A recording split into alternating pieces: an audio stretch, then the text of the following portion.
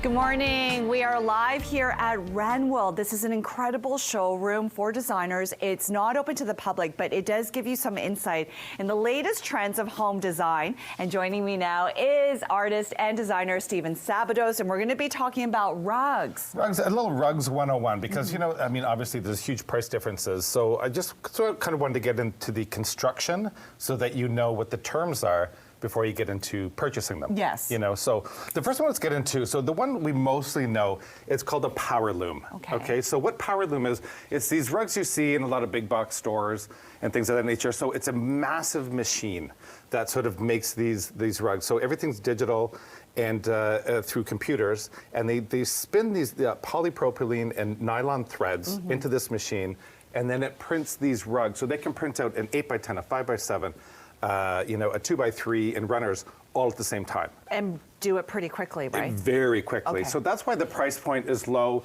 very durable. Yeah. Again, like I said, they're polypropylene. You can get all sorts of patterns and colors and whatnot, but so we kind of know this is the price point for this. Okay. Simple, simple.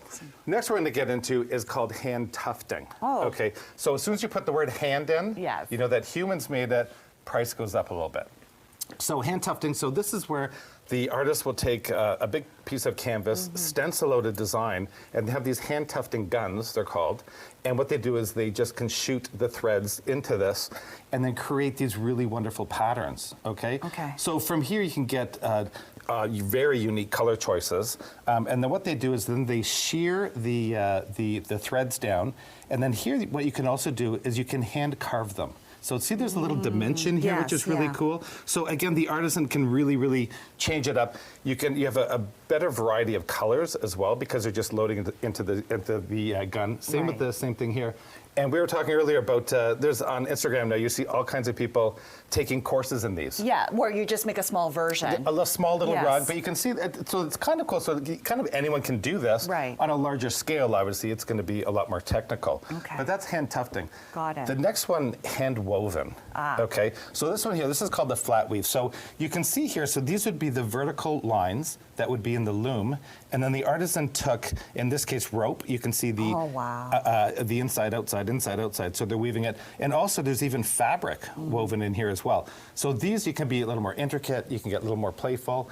This one here is also a hand woven one as well. So you can see here that the artist, well, on the back, you can see all the vertical lines, right? So the artisan made a big loop. And then here what they did is they cut the loops.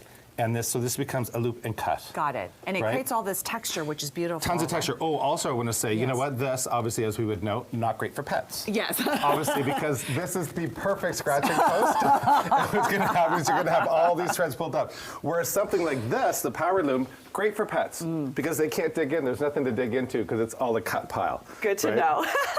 The next one let's get into, this is where we start to quadruple our money because this is called hand knotted. Okay, so this is the rug that we always know. So we go into stores and you'd be like, why is this one thousands of dollars and these are a lot less? Yeah. So the artisan here takes these, in the loom they have the vertical lines. So every thread is hand knotted in there. Wow. So this is what we call, it's the work of art, okay? Based on what they're using, whether it's a wool or a silk, the price is gonna go up. Also, I like that you flipped it over. So the way of looking at it, and you know the artisan is good, is that the backside is just as beautiful as the front side. So you know that there's a lot of knots. Also, the price is going to go up if it's how many knots per square inch.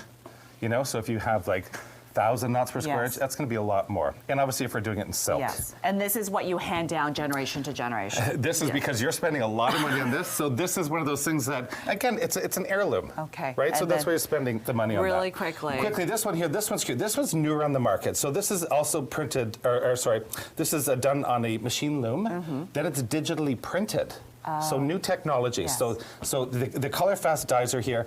This is now machine washable.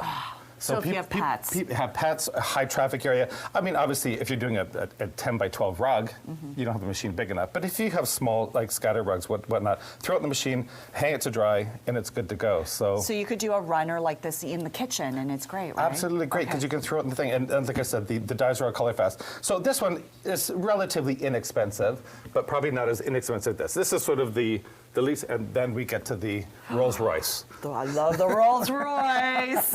Okay, thank you so much. And for more information, StevenSabados.com. Really helpful. Thank you so much. We're going to have more in our next segment right here at Renwell. Good morning. We are live here at Renwell. It is a design showroom for designers where you see the latest and greatest trends. Not open to the public, but we get a sneak peek at what is in store for design and decor. Joining me now is artist and designer Steven Sabados, and this is all about sexy, curvy lights. I like how you like it. It's sexy and curvy. Everything's right. Yes. This has been around for a while now, and I don't think it's going to go anywhere because you know what? It kind of makes sense. I mean, we have all these boxy square spaces, square coffee tables, square, square, square. Let's get into some more organic shapes, and I think this sort of almost came before we were talking about biophilia, which is like, you know, bringing plants and organic shapes into our space. And here you can see some of the things. I just want to talk about sort of what's on the market. This was one of my latest ottomans that I designed here. You can see generous rounded corners and tapered on the inside a bit. It's easier to the eye, I think, and a little, you know, and it just adds that tiny bit of softness. The large piece that you were talking about here, which you love, this piece here, this is called Mica. This is one of my pieces that I had done. Again, mimicking sort of almost something you'd find in nature. It looks like cracked ice. It could be mountainscapes. It could be kind of anything, but again, that fluid line. We're also saying about having these sort of shapes in feng shui as well, which is great. It's going to bring the qi flowing, and it keeps your eye moving in a space. So that's always good as well. Some sexy linear work. So linear work is really, really on trend right now as well. So just simple lines, these figures that I had done here, or something like this, that this artist, fantastic artist Stefan had done. Simple, easy lines. Another big trend right now you're going to see everywhere. Arched mirrors. Really? Okay, so the arched mirror, so this is like a Roman arch or a Spanish influence. And again, fantastic because I think we're mimicking different architecture in our home. This in a front entryway, if you have two on either side, it's almost like you have two little built-in arches, right? Or again, down a hallway, this would look like a great Spanish villa because you would be sort of doing these little faux arches going in your home. The other thing I want to talk about, we were saying organic shapes, again, in these lamps, beautiful. This is also brilliant as well, is that this lampshade is a racetrack, right? Which is great, racetrack shape. So if you have a narrow hallway, this is brilliant because you can't really afford to have a 24-inch big round lamp. You'd be bumping into it all the time. And or bedside tables, which would be great again. So very, very narrow. So keep an eye out for things like that. Other things we can look at, again, tables that are like this, that are just on three little rounded pegs, round, round, round. Why not? Like interesting vases. Vases have really come a long way now. I know, I love the interesting shapes with all of them. And it's literally like pieces of just sculpture, right? But functional or practical sculpture, if you will. These ones remind me, we were talking earlier of one of my favorite artists, Henry Moore, who it almost looked like whale bones or something you'd find sort of in nature somewhere. So again, vases are having a really, really fun time right now. So get this, bring it into your space, and you can see how it just sort of softens the mood, right? And do a montage, right? Yeah. Big collection of this kind of thing. Again, you don't have to do, if you start with round and sculptured vases, you don't have to stick to it. It's the push and pull of having, you know, round, square, and whatnot. We're also saying about in your living room, you have a lot of organic shapes and rounded furniture. Because I bang my knees on the coffee table all the time. See, and that's why it's so perfect. And again, practical feng shui, there we're going back to that. So this is a table that I designed, a bit of an organic shape. Again, the big thing right now is not to have one big coffee table, is having multiples and smaller ones. So again, you can sort of expand your space. You know, if you have children, it's great because the coffee tables can kind of go around, and then when you're entertaining, they can come together. So. And then let's talk about the one hottest thing you have to get. We talked about this before. This is the hot thing. Everyone has to have one round pillow. It's just a thing. But it's, you know, I just think it's sort of, it's fun that it's sort of, this is coming to the market. It's a new shape on a pillow. You know, you could have a square pillow. Of course, we all have square pillows. But by adding these with this, it just sort of like softens it up. And you know what? It's fun for the kids. Love it. Right? Okay, thank you so much, Stevens. If you're going to get one thing, get the one round pillow. I'm going to have to get one now. In our next segment, we're going to talk about neutral colors as well as black and white. Absolutely. Right? Okay. And again, it's all about the sexy curves. Good morning. We are live here at Renwell. It's this incredible design showroom for designers, and we're looking at the latest trends in home design and decor. Joining us now is designer and artist Steven Sabados. Hello. And I'm looking at two spaces here. I feel like this would be my city home, and this would be my home in Malibu somewhere. I was just saying, city and beach. Yes. That's all we need in life. Yeah, two things. So what I want to talk about is decorating with black and white. Huge trend right now. Fantastic. And it's really crisp. It's clean. Like you said, it's really urban, you know. But before we get into that, I want to talk about, when you're decorating with black and white, about white versus warm white. If we look on the floor here, like we have a warm white rug with black. Now this is white, yes. paper white. So when you are decorating, it's really hard. You want to almost have, you don't want to put the two up against each other. What happens is, like, now the area rug looks a little dirty and dingy, and your pillow looks clean. So, you know, keep them separated. Maybe, you know, can have a white pillow on the sofa if you have the creamer rug down below. One thing I did want to bring out was in this painting I loved, which I found here, that it has a combination of both. So we have white, and then we have almost like a white linen in the background. So we are mixing the two, so then it's easier to sort of mix the two within your furniture, you know? The other things I want to talk about with black and white is keep your metals matte and shiny. Okay, that's going to add more interest, because black and white sometimes can feel cold, right? And that's why I even like bringing in some of the creams. So here you can see on this fixture here, it's matte. Then we've got some sort of glossier ones here, or even in the tables themselves, they do have a gloss. So again, that keeps it interesting. Some artwork that we have over here as well. We've got some grays mixed in, so have some of the grays so everything is not so harsh, black and white, and that'll be a little easy. Also, with black and white, silver is your best friend. Okay, that's good to know. So here we've got some silver accessories here. So silver with black and white is really fresh and crisp and clean, you know? And again, it keeps that shine, and it keeps it sort of, again, I guess feeling really urban, really. Yes. Yeah. Yeah. And then you have a completely different kind of space here. We're going to Malibu. We're going to Malibu. Going to Malibu. So this here, I absolutely love this. So when we're talking about decorating with neutrals can sometimes feel blah or boring or a bit oatmeal. But in this case here, what I want to talk about is bringing lots of, we were talking earlier, organic shapes. This is one of my tables here that I have, organic shapes done in mango wood, but a raw mango wood. So you're getting the pinks and all those beautiful wood tones in there, and even like wicker. So when we are going natural or muted, keep all these natural tones together. Like in the artwork you can see, there's all sorts of really nice neutral tones, a little on the green side maybe, which is fine, the green and beiges. Natural elements, travertine. Again, natural stone elements. You can see in our pillows here, again, really keeping the textures there as well, like in the area rug, to keep the space sort of active so it doesn't feel bland, right? Also, your best friend in here is going to be gold. So you can see all the gold accessories, because these neutral colors, imagine silver in here, I think would feel a little out of place and a little cold. The gold really keeps the warmth with all these beautiful neutral tones.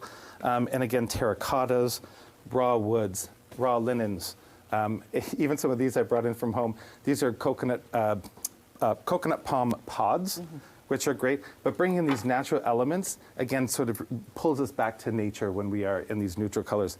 And your best friend, plants. Yes, of course, right? Everywhere, you know, because it keeps it fresh. And would you also mix the metals from matte to shiny as well? Great point. Absolutely, yeah. Mixing metals is one of the biggest things right now. So the shiny and the matte sort of keep it interesting. Even sort of, you know, some of these little antique golds are kind of fine. Again, I brought in some seashells from home. Again, really pushing the theme of we are at the beach, we're at the seaside. And again, it just sort of keeps it fresh, and you can hear the ocean here, right? You know, even in the artwork, everything's soft. I can also feel my heart rate going down as I enter this space. It's good, Zen. All really wonderful tips. Thank you so much for this. And again, StevenSabados.com for more information. We're going to go in a Zen-like state now here in Malibu. Fan Expo Canada is kicking off today, and CP24's Gian Lee is live at the Metro Toronto Convention Centre this morning. Hey, G, this is sure to be an action-packed weekend. A lot of people looking forward to this. Oh, this is so much fun. I've actually brought the family to Fan Expo Canada. I love coming because I love seeing the cosplayers all decked out in their costumes. They truly are the most dedicated fans. Take a look at this really cool mask.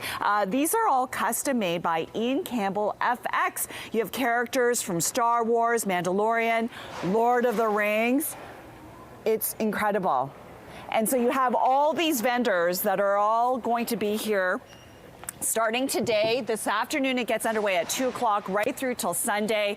You have cosplay costumes. You've got anime lithographs, you have action dolls, you've got Funko dolls, you've got everything here. And then of course you also have celebrities that will be coming here.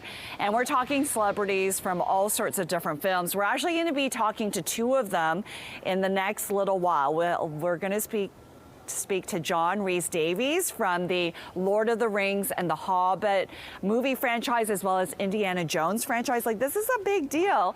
And then we're also going to talk to John Hurley a little bit later from Seinfeld. And so this all gets underway at 2 p.m. this weekend, right through till Sunday. There are still tickets available, so all you have to do is go to fanexpocanada.com. We have a giveaway. We are giving away 2 pairs of tickets to Fan Expo Canada for Sunday's show. So all you have to do is go to contest@cp24.com. Tell us who you're a big fan of or what you're a big fan of, whether it's a film, an actor. Send that to contest@cp24.com for your chance to win a couple of tickets to Fan Expo Canada. And then of course, stay tuned. In the next half hour, we will be speaking to none other than the actor John Rhys-Davies. You may remember him from Lord of the Rings. He plays Gimli. One of my favorite characters. He's one of my favorite dwarves in the series. So that's all coming up. Stay tuned. I have a very special guest with me here at Fan Expo Canada. It is John Rhys-Davies. We're talking Gimli from the Lord of the Rings franchise, as well as Sala from the Indiana Jones franchise. Welcome to Toronto. Welcome, you say, welcome. Here you are, you get me on, and you give me this thing, and it's got every great star in the film except the only one that counts. Gimli the dwarf. Why is there no Gimli? You know why? Because you were such a popular dwarf in this series, I bet it sold out. Oh, that's good. That's very good, yes. Oh, John, how cool is it to see the figurines, the fans, the cosplayers come out to meet you and, other actors from all these incredible films? Wonderful. And the Lord of the Rings audience is the most intelligent audience of all. Partly because those that see the film go back and read the book, or they've read the book and then they go and see the film, and it's a damn big, heavy book to read. If you can get through Lord of the Rings, it's a sieve. It guarantees that you're intelligent. Now, I heard, and you tell me if this is true or not, I know you did Lord of the Rings, but then when the Hobbit series came up, you actually were hesitant in taking on the role again. Is that true? Yeah, well, I'd done Gimli. Yeah. And there is no real... I mean, why would you want to be one of 13 when you've been one of 1? And it was a good choice. It was a good choice because Gimli is a huge character in the entire series, both trilogies. Yes, indeed. How long did it take to sit in makeup, get all decked out like a dwarf? And you're a tall man. How did they make you look like a dwarf? You mean after the surgery? Oh, there are lots of tricks to make people look big. But the latest gig that I saw when I went, they were doing The Hobbit. They had 2 sets, identical, Ian McKellen in one, the dwarves in the other, some of whom were taller than Ian. And they had a little knob, and they could just change the ratio between the 2. In my day, it was a lot different, you know. We had to have a 2-foot platform there and a 6-foot man there, and I'd walk along beside him like that. And you say, how does it work? Because we'd give him a big, thick belt. Yes. And a darn big scabbard. And we know that when we see that scabbards can't be that big, so it must mean that I'm smaller. Tricks of the trade. You're getting it all right here on CP24. And then, of course, the Indiana Jones franchise. Like, this is huge. What was it like playing Sala and being on set with all these megastars? Extraordinary. The first one was Steven Spielberg at his most... It was like working with a young Mozart. Yeah. You know, we'd try, we'd improvise, we'd make a suggestion, he'd say, no, but do it the other way round, and he would make things work. It was like working with a great conjurer. And of course, the third one that I was in 1, 3, and 5, and the third one has the great Sean Connery in it. Yeah. The ultimate alpha male. Wonderful. Your resume is extensive. I know you've been on so many different shows and movies. Shogun was one of my favorite ones as well. And now you do the circuit for Comic-Con. What is it like to meet the fans in person? It's the most important thing that I've come to realize late in life that an actor can do. Actually meet and talk to and listen to the people who put a roof over your head and bread and butter on your plate for the last 50-odd years. But more than that, they have taught me about humanity.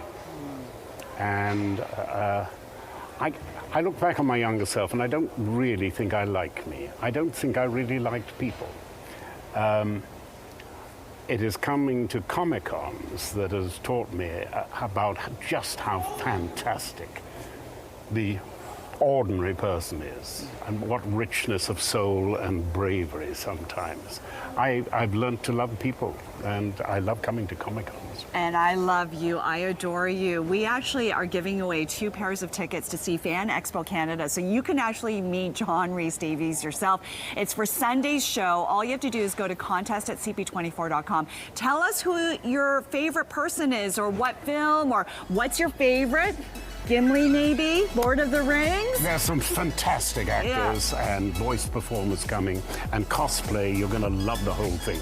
You don't have to look at the old wall. All right, so contest@cp24.com. John, it's a pleasure. Thank you so much. Fan Expo Canada starts today, runs through till Sunday. You get so many fans coming out for various movies and hit TV shows like Seinfeld. Well, it started out nicely. I'm returning some pants. A very identifiable problem. I set off down a train tunnel. But that's where the story takes a most unappealing turn. Oh, no, that's where it gets interesting. Don't you see the train is bearing down on you? You dive into a side tunnel, and you run into a whole band of underground tunnel dwellers. It just seems so cliched and obvious. It's not interesting Seinfeld writing. joining me. Yeah, I know. And there you go, a little scene from Seinfeld, the hit TV show. Joining me now, John O'Hurley, Jay Peterman, as many people will recall. Indeed, Yes. it does. And welcome to the calm before the storm here. It seems a little quiet here now, but 150,000 people, I think, will be here in the ensuing days. It's going to be quite something. I know, and you've been here before. And what is it like meeting some of these fans? Well, meeting some of the fans is exactly the reason that we do it, because television and film, people don't realize it, that when you're doing a Broadway show, you confront your audience, they're right in front of you. But when you're on television or doing film, all there is that little black hole. And you don't realize that there's 37 million people on the other side of that watching the show you do, and you never get to meet them. So the wonderful thing about these fan expos and these Comic-Cons and things like that gives you an opportunity to say you are the people that made us what we are. Yeah. And it's a wonderful experience. Now, I know you have an extensive resume, but we'll start with Seinfeld first. My gosh, like this show just keeps giving and giving, and the reruns are still so popular. It is a whole new audience that explores and discovers Seinfeld. Netflix bought Seinfeld several years back, and they lent their ability to binge watch now. So you have children that are 14 all the way up to 21 that are discovering the show for the first time. My son is one of those, believe it or not, and he goes to the schoolyard every day, and kids are talking about Seinfeld. And, it's a brand new show. It is a brand new show, but you seem to have the golden touch, because it's not just Seinfeld, but you're also the host of the National Dog Show. This gets massive ratings, and why not? They're beautiful dogs. This is our 23rd year doing the National Dog Show on Thanksgiving Day, in the States there. It's remarkable to see how that is. We get 30+ million, and in this day and age, for a television show to garner that kind of audience, it's only the Super Bowl that gets more. So it's been really wonderful to be part of another franchise. I've been really lucky. You have. And then you also were part of the start of a brand new franchise back in the day, because I love to dance. So when Dancing with the Stars came out, I tuned in, and there you were. And you did fabulous in that first season. I eventually won I say eventually won the first year, because I turned something as competitive as ballroom dancing into the WWF that first year.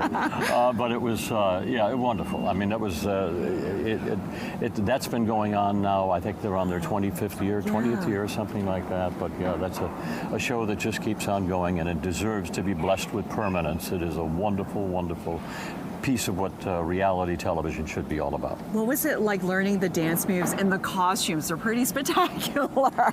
Spectacular? Yeah. I was the old guy, and they stuck me in the spandex. Now, why does that happen? I don't know. It's like spandex, memory yarn, in my case, with a lot of bad memories.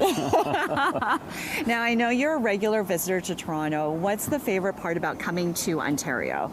Well, I love Toronto, and I'll tell you why. Toronto, to me, is New York with a lot of nice people. You know what I mean? It's wonderfully diverse culturally, but with just a lot of nice people that grew up around families. And if I could paint a broad stroke, Canadians are family-oriented, and they're wonderful people. All the guys I know, Gretzky and the whole gang, right on down. At their core, they're just really good people. And that's why I love coming to Canada. You give a lot, especially for Sick Kids Hospital, which is so important. We do a lot of fundraising. Yeah. I'm up once or twice a year to do something in the fundraising arena. Yeah, it's been a lot of fun, and I of course love the people. And every now and then we'll sneak up to Muskoka, which I understand to be impossible to get to on a day like today. Yes. But I love the arena. I mean, Canada is such an absolutely spectacular country. So I know you have your one-man show. That's still going strong. So you're still going and doing that. Been very lucky. I have a one-man show that I wrote. It's a one-man musical, believe it or not, and it's called A Man with Standards. And the standards, of course, are the songs of the 50s and the 50s and the 60s, the 40s as well. But I was lucky enough to grow up in that period, and I used the music of the time to underscore the crazy moments of my life. And I was also lucky enough to grow up around people who had standards. We called them gentlemen and gentle ladies. Yes. And so it was a different period of time, and it's kind of fun to invoke that period every time I hop on stage. I've done the show several times here in Toronto. So talented, John O'Hurley. Thank you so much. Now, you can meet John. You can meet some of the other incredible actors. Oh, yeah, we have to say, this is the first time that we're going to have this many of the Seinfeld guest stars in one arena, anywhere in the world. This is the first time it's ever been done. So make sure you come on out and see us. There's a whole bunch of us coming here. So there you go. You definitely don't want to miss it. Fan Expo Canada starts today, runs through till Sunday. We're giving away a couple pairs of tickets to our viewers at home. So here's how you can win. Go to contest@cp24.com. Tell us who is your favorite. I'm up for grabs. Or what's your favorite TV show, movies, all of that stuff. Contest@cp24.com for your chance to win a pair of tickets to Sunday's show at Fan Expo Canada. And again, fanexpocanada.com for all the information. John, it has been a pleasure. Thank you. As I say, it's the calm before the storm. It really is. Prepare to fill up on all your favorite Korean cuisine and culture at Canada's largest Korean food and cultural festival. It's happening this weekend at Mel Lastman Square. Guess who it is? The one and only Ms. Lisa Morales, holding it down out there, checking out what's in store. And Lisa, you've got your fighting face on for a reason. Is this a fighting face? I'm smiling. It is you are. Friday. You know how much we love a Friday here on Yes, CP24. we do. This would be a fighting face, Jen. No, I'm smiling because, listen, what a full circle moment. I grew up in Toronto, which a lot of people might not know, and we are live this morning at Mel Lastman Square. I grew up down the street. I went to school down the street, and I used to come here as a child for so many festivals. Listen, Toronto is culturally rich, so diverse, and, you know, the Toronto Korean Festival, since its inception in 2001, is going 24 years strong. So who better to speak about it this morning than the president of the Korean Canadian Business Association? I'm going to bring in Hyun Ju Chae. Good morning. Good morning. It's so How are great to you? Good. How are you? I'm good. How excited are you for the 24th annual Toronto Korean Festival? We have a beautiful, blessed weather for this weekend. So then we prepared more than 6 months for coming this weekend event. We have more than 30 food vendors and also all Korean, and also over 30 market vendors. And we invited 2 big teams from Korea directly. They are here to give the most beautiful performance to you. One of them, you know, everybody loves K-pop. Yes. Right? So for this year, we have a Purple Kiss girl group, and another one team is one of the best Korean authentic gugak team. Amazing. Yeah. And this is an event that people now worldwide are coming for. We're talking that's around the right. world, they're contacting you. You're expecting 80 to 100,000 people this weekend. Festival takes place. Can you give us the times of the festival? Yes, the festival is starting from 12 p.m. for today, Friday, until 10 p.m. Okay. And midnight. So then we'll have a DJ, K-pop Amazing. DJ night too. Amazing. And also we'll have starting every day, so 12 to 10 p.m. Amazing. And, yeah. Amazing. Quickly, where can people get some information if they want to come and see more about the festival? What's the website? The website for more information? Yeah, what is that's it? right. That's right. Okay. Website. Uh, We're going to bring in Jacob from Junko Taekwondo. These are the incredible children that we kind of teased you with before. They're going through sequence right now. So good to be with you, Jacob, this morning. Thank you for talking to us. Thank you for having us today. Let's talk about Taekwondo and sort of how it differs from some of the other maybe popular martial arts that people know about, maybe karate, which is also another one. Well, like many martial arts, Taekwondo itself is a martial arts itself that utilizes both the hands and the feet, as well as the very important aspects of using respect for others, the discipline needed to progress throughout the ranks and become stronger individuals overall. And this demonstration team encompasses all of that very, very well, and I'm very proud of this team. What made you want to take Taekwondo? And how old were you when you started? Oh, myself, I was 3.5 when I started. Wow. And my mother, actually, as well as my cousins and my family entirely, actually were the ones who really pushed me into going into Taekwondo, and the more I decided to go through it, I really ended up enjoying it. I never thought it would end up to the point where I'd be leading this team, but you know what? I'm so happy with how everything's gone through, so I'm very happy to be here where I am. It's fascinating to see kids that are this young, and actually my son, Gabriel, started Taekwondo at the age of 3. I'm going to give you kind of another full circle moment because we kind of talked about it briefly off the top. I actually used to do Taekwondo when I was a child, Jacob. Ah. Do you want to hear something even crazier? I used to practice at Junko Taekwondo. I stopped at a yellow belt.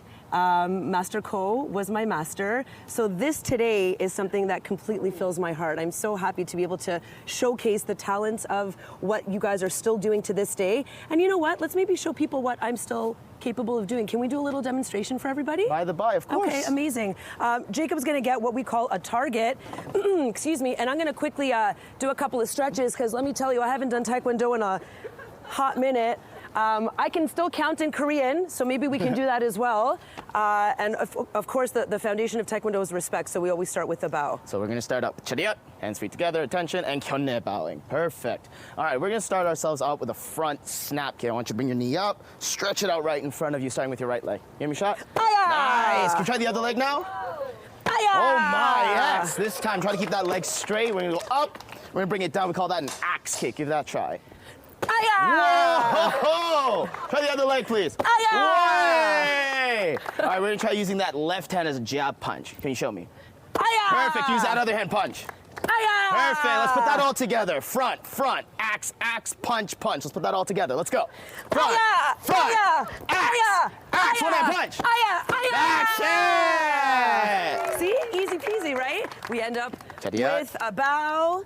Thank you so much, Jacob. Junko Taekwondo, you guys were amazing. What a beautiful Friday morning. Live at Melasmin Square. We are here for the Toronto Korean Festival. And you know, after a little Taekwondo, you get a little bit of an appetite, am I right? Over 30 food vendors at the festival this year. We've got traditional foods, we've got fusion foods, we got tteokbokki offerings here, deep fried seaweed rolls. But let's talk about traditional bibimbap. And here we are. I'm joined live with Bo Seo and Su Jin Seo. Thank you for joining us this morning. Good morning. Good morning. Bo is the CEO of Kibo, one of the vendors at this year's festival. You're going to have a booth here, so don't worry. You will be able to come here and enjoy all of the offerings that you guys have today. But let's talk bibimbap because this is a very traditional dish to Korea. Yeah. But I feel like it's been changing over the years because people that aren't maybe Korean are getting to know more about it. So tell us a little bit about the dish and what it offers. So Korean bibimbap is one of the best traditional dish, as is everyone knows in the world. Right now in the world, very popular the bowl. You know, you do whatever you want. Your choice of rice, your choice of noodle, your choice of no like protein, things like that. So based on the base of rice we use, and then all the vegetables from your garden, seasonal, like whichever you grow in your garden, everything you grab it and put it there and boiling, and then make a kind of different colors, colorful things like that. Also key point is something left over from your refrigerator. And then you can add it up. I like that. A lot of people, you know, we talk about zero waste in this day and age, right? And it's about easy food, flavorful foods, fresh and healthy foods. And that's what this is all about. The foundation. So do you want to try to make it? Yes, I would love to try to make it with you guys. So again, the foundation is like fresh seasonal vegetables. Also worth noting, it's not just meat. You have other offerings available if you're vegetarian, if you don't like too much spice, if you like a lot of spice, also offered here as well. So let's talk about how we make this bowl. Obviously the foundation is rice. Yes, bibimbap is a bibim is with sorbet and the rice is bap.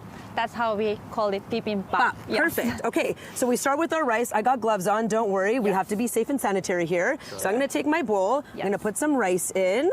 Let's see if we don't make a mess this early morning. Cooking at this time of the day for Lisa Morales. I mean, listen, I could do Taekwondo. Let's see if I can put a nice pretty bowl together. Okay, maybe we'll start out small. Perfect, perfect. We're hungry after Taekwondo bowl. The key is you have to put fried egg first. Can I use chopsticks? Sure. Okay, wonderful. I'm gonna use some chopsticks. Let's see if I'm doing this correctly. Dun, dun, dun. I'll make a little nice shape. Thank you. And then in the middle. In the middle like this? Yes. So okay, beautiful. After that, you're adding vegetables first. Okay, so this is radish. Radish. I love some radish. I love some spinach. No problem. Zucchini. Yes, and please. Then red carrot. And look how colorful this is. It's so fresh. It's so bright. Bean sprouts. Love bean sprouts. And children, listen. This healthy eating can be fun. It doesn't have to be just like your typical green vegetables all the time. So far, all the fresh garden, but this is from the winter. We can use it dried and fun. And that's the thing. So it goes from spring to summer. All of the seasons of the year, we've got everything here to offer. Chicken, okay, a little bit of beef, and tofu, of course. And can we do a little bit of sauce? And then we're gonna try this because let's go for it. For the favorite. It gives you. I know everybody is watching me eating. Yes, tell me more. Oh, okay. Well, not too much spice, but TorontoCakeFest.ca, where you can get all of the information. Let's try this out. And then, wow. Stay with us for more.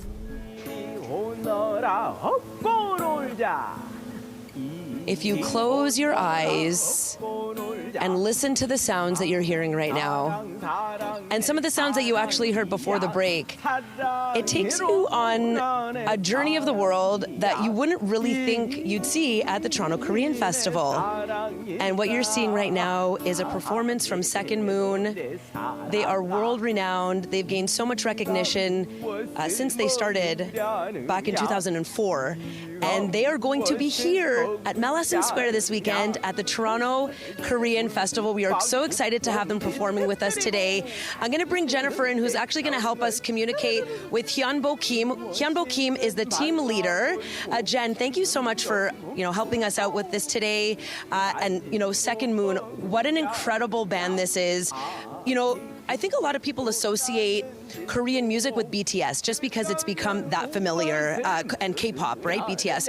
But what a lot of people don't understand is there are a lot of other sounds attributed to Korean culture. And this band, Second Moon, is kind of like a fusion of Korean pansori meets Irish music. So maybe we can talk about, if you're not familiar with this genre of music, how it came about, how they wanted to get this type of music into the ears of people around the world. 원래 방탄소년단처럼 큰 유명한데 이게 퓨전 판소리가 유명하지는 그렇게 큰 아닌데 어떻게 들어가셨는지 물어봐서 겁니다. 안 유명하기 때문에 저희가 택해가지고 좀 유명하게 만들려고. So because it's not famous, we wanted to make it famous. And that makes so much sense. Listen, it's beautiful. You would think it's kind of like this Irish Celtic band, and then you see the traditional instruments of Korea, and that's what I think is so fascinating about this, is that, it's not just about K-pop, right? There's so many other things that people should know about when it comes to Korean music. This group has been at the Olympics before. So that's a huge feat. I know they became popular doing a lot of Korean TV shows, but what's something that's next for them? How do they want to get bigger and better? 한번 올림픽도 한번 나오셨는데 예능도 하셨는데 어떻게 더 크게 하시고 싶고 어떻게 더 유명하게 하고 싶으신지 여쭤봅니다. 더 유명하게 하기 사실 힘든데 최대한 이렇게 많은 사람들을 만나서 많은 사람들한테 이 한국 음악이 이런 매력이 있고 이게 사실은 옛날의 K-팝이었다 이런 걸 이제 알리고 싶은 생각이 좀 더 많이 있고요. 그리고 이제 좀 더 많은 나라를 돌아다니면서 이제 한국인을 비롯해서 많은 외국인들한테 우리 한국의 음악을 아름다움을 이렇게 좀 알리고 싶습니다. So it's a little difficult to be famous, but they want to do their best to go around all the countries and try to show the traditional instruments and do their best to show that it's not just K-pop, there's this old K-pop, and this is what it was back then. That's amazing. I love it. What can people expect to see from Second Moon at the Toronto Korean Festival this 우리 weekend? 행사 주말 때 세컨문한테 어떻게 뭐가 기대되는지 한번 여쭤본대요.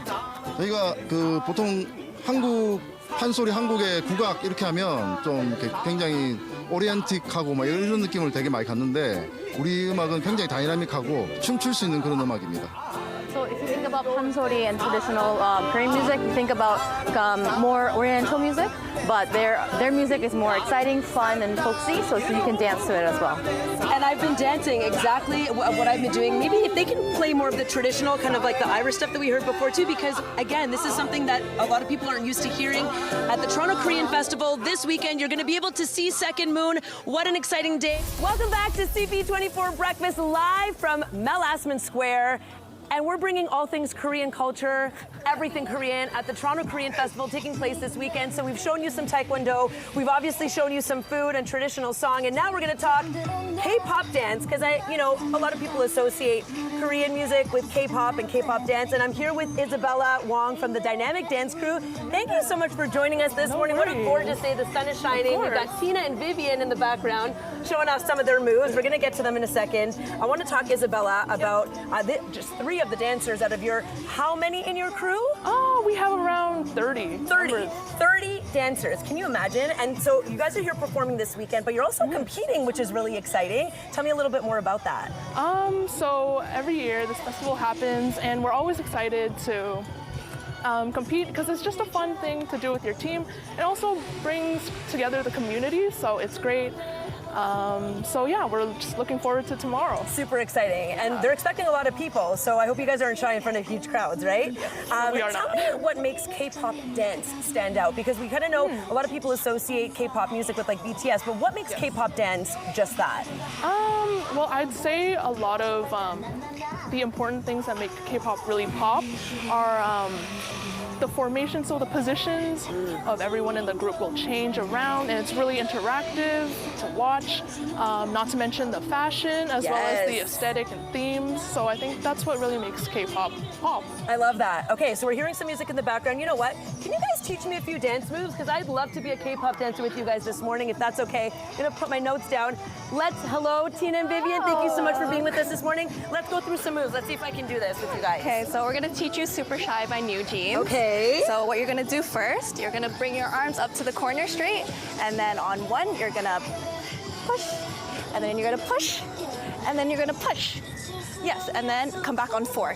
So we're gonna practice that. You're gonna go 1, 2, 3, 4. Perfect. Awesome. And then you're gonna go again.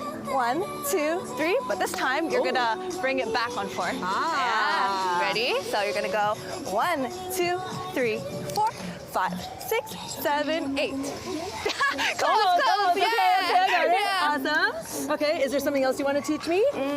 What's another move? Like another? Okay, let's do it. So Let's see. after this, you're gonna go swing, back down, swing, back down, and then up, back down. That's Awesome. it. Okay. Yeah. So from beginning, you're Okay, gonna ready? go 1, 2, 3, 4, 5, 6, 7, 8. Okay. 1, 2, 3, 4, 5, 6, 7, 8. 7, 8. You know what? Yeah. Why don't I let them take it away? Because let me tell the Dynamic Dance Crew, they know what they're doing.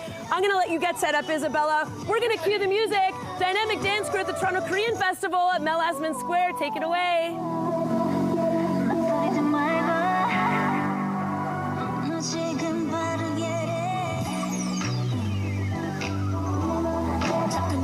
하지 말고 내 맘대로 내가 헛술기 지금 말해줄게 내 맘을 세게 든든한 나 한 번도 난 상상한 적 없는 너를 만들게 아주 살짝 나쁜 매력적인 lately 그런 네 모습 어때 생각나 주인공은 대체 누구더라고 확실하게 가득히 넘치는 방 안에 생감정에 잠이 들까 유난히 반짝이는 것을 보는 모든 말야 갖고 싶은데 전부 네 멋대로 get it 네가 원하는 대로 전부 네 멋대로 hit it 네 맘속에 불을 켜 누구보다 착한 날 달콤하게 속삭여만 쳐놓을래 Look at this. K-pop dance, K-pop music, the sounds, the fusion of Korean culture, all things Korean culture at the Toronto Korean Festival. Find everything you need to know about the festival. It's a free event, might I add. TorontoKFest.ca. It has been such a beautiful morning. I'm going to send it back to you in studio.